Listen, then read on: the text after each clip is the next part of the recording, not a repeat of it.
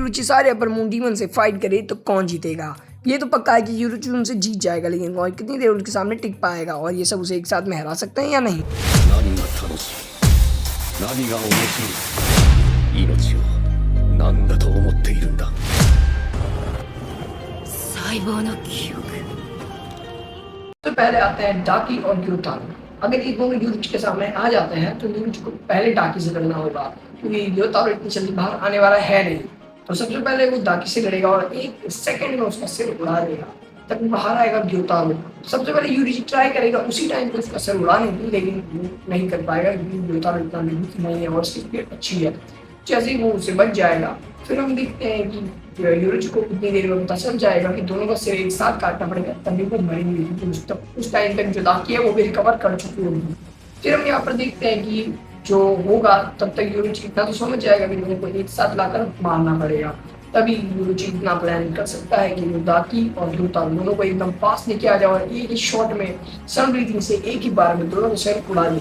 और ये सिनेरियो थोड़ा मेरे को ज़्यादा अच्छा लगता है क्योंकि दोनों को एक साथ लगे एक साथ मार सकता है, क्योंकि अलग अलग जाने में उसको भी टाइम लगेगा और इंसान है, भगवान से है नहीं। तो सेकंड जो डीमन है अपर मून में, उसको मैं रखता हूँ नाकी में, क्योंकि वो भी एक अपर मून डीमन है।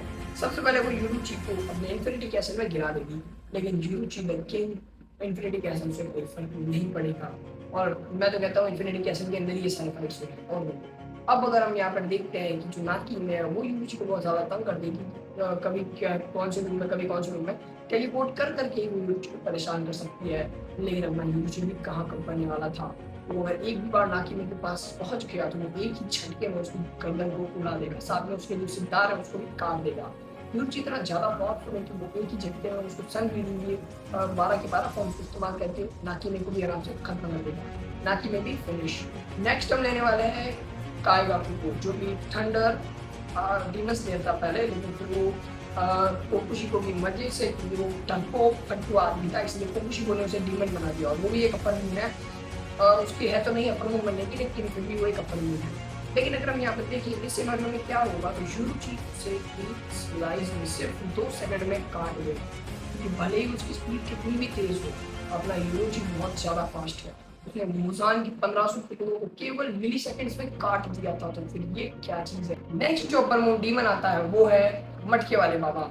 यार ये अपनी जो है वो एक ऐसा डीमन है जो कि मटके के अंदर रहता है या फिर कौन पॉट के अंदर रहता है, और वो अलग पॉट में टेलीपोर्ट हो सकता है। और उसके जो आर्ट है वो ब्लड डीमन आर्ट नहीं, वो नॉर्मल आर्ट है, बहुत खतरनाक आर्ट था। लेकिन अब देखते हैं कि यूरोची के सामने कितनी देर टिक पाएगा। अगर मैं आपको बताऊं कि यूरोची के सामने कितनी देर टिक पाएगा, तो उसका जवाब है कि बहुत लंबे समय तक, यानी कि लगभग 20-15 सेकंड तक टिक जाएगा, क्योंकि इसके पास मटके की पावर है जो कि कहीं भी किधर से भी टेलीपोर्ट हो सकता है। टेलीपोर्टेशन की पावर की वजह से ये यूरोची के सामने थोड़ी देर तक टिक जाएगा, लेकिन जैसे ये यूरोची के हाथ लगा उसी तरह खत्म, वहीं पर इसका खेल खत्म हो जाएगा। क्योंकि मोइचिरो ने भी इसे हरा दिया था, वो भी अपना डीमन स्लेयर मारकर लॉक करके और अपनी रेड निशिन स्वॉर्ड से, तो यूरोची तो इसे इजीली डिफीट कर देगा क्योंकि उसके पास ये सब पहले से है। नेक्स्ट डीमन आता है हंटिंग डीमन। ये डीमन मेरे ख्याल से बहुत ज़्यादा स्ट्रॉन्ग है, लेकिन इसे हराने के लिए यूरोची को भी थोड़ा दिमाग लगाना पड़ेगा। सबसे पहले यूरोची 1 का गला काटेगा, 2 का गला काटेगा, 4 का गला काटने के बाद ये जब जैसे ही हंटिंग को पता चलेगा कि यूरोची उसके बाप लेवल का है, तो वो अपने आप को मर्ज करके वो वाला क्रीचर बना लेगा जो कि मिस्तूरी से लड़ रहा था। फिर हम यहाँ पर नेक्स्ट देखते हैं यूरोची इसका भी गला काट देगा और यूरोची जल्दी से पता कर लेगा कि इसकी रियल बॉडी ये नहीं है, इसकी जगह कोई और बॉडी है इस डीमन की। और यूरोची उस डीमन को ढूंढ लेगा, वो जो छोटे वाला हंटिंग है उसे ढूंढ लेगा और यूरोची उसे काट देगा बहुत ही जल्दी, जिससे कि एक ही बार में ये खत्म हो जाएंगे। लेकिन इसके लिए उसे बहुत ज़्यादा टाइम का इस्तेमाल करना पड़ेगा, क्योंकि वो छोटा वाला डीमन भागने में बहुत ज़्यादा चालाक था। 3rd नंबर पर मैं लेना चाहता हूँ अकाज़ा को, माय फेवरेट डीमन। अकाज़ा जो है वो उसकी बैक स्टोरी आपने सुनी होगी। अकाज़ा को अगर यूरोची मारना चाहे तो उसका भी अच्छा टाइम नहीं लगेगा, क्योंकि वो एक ही बार में उसे मार देगा। उसका ब्लड डीमन आर्ट भी यूरोची को कुछ नहीं कर पाएगा। अकाज़ा और भी ज़्यादा देर टिक सकता था, लेकिन क्योंकि वो इतना ज़्यादा स्पेशल डीमन नहीं है, उसके पास कोई हथियार वगैरह नहीं है, तो यूरोची के सामने इतना कॉम्बैट फाइट में नहीं टिक पाएगा। अगले नंबर पे आता है अपना डूमा द किलर वन। अगर यूरोची के सामने आ जाता है तो डूमा केवल 1 सेकंड के अंदर यूरोची को खत्म कर देगा, सिर्फ 1 सेकंड के अंदर, क्योंकि डूमा अपने सपने के अंदर कुछ भी कर सकता है। मजाक से हट के अगर मैं सही बताऊं तो जैसे ही डूमा यूरोची के सामने आएगा मुजान की सेल्स उसे चिल्ला चिल्ला कर बोलने लगे हैं कि भाग जा, क्योंकि मुजान जैसे ही यूरुची का नाम सुनता है वो ऐसा करने लगता है। अब अगर हम यहाँ पर देखें तो डोमा जैसे यूरुची से लड़ना शुरू करेगा, वो उसकी जो फ्रीजन पावर है वो यूरुची का कुछ भी नहीं बिगाड़ेगा, क्योंकि उसके पास सन ब्रीथिंग और सन ब्रीथिंग को आइस से कुछ फर्क नहीं पड़ने वाला।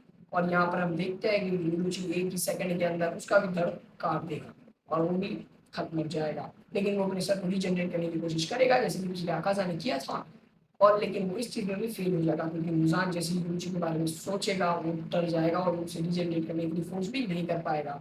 नेक्स्ट आता है अपना कोकुशिको, द ब्रदर वन।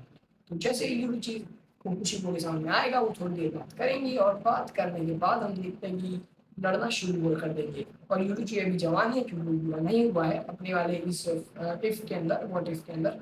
तो अगर यूरुची जवान यूरुची कोकुशिको से लड़ेगा तो वो भी उसे एक ही झटके में खत्म कर देगा, क्योंकि बुरा होने के बाद भी उसने सिर्फ दो ही अटैक, एक ही अटैक में कोकुशिको को ऑलमोस्ट डेड कर दिया था। फिर आता है अपना मुजान। मुजान की क्या ही कहूँ यार, उसको पहले ही 7-8 अटैक आ रहे होंगे, 5 ब्रेन हमारे आ चुके होंगे।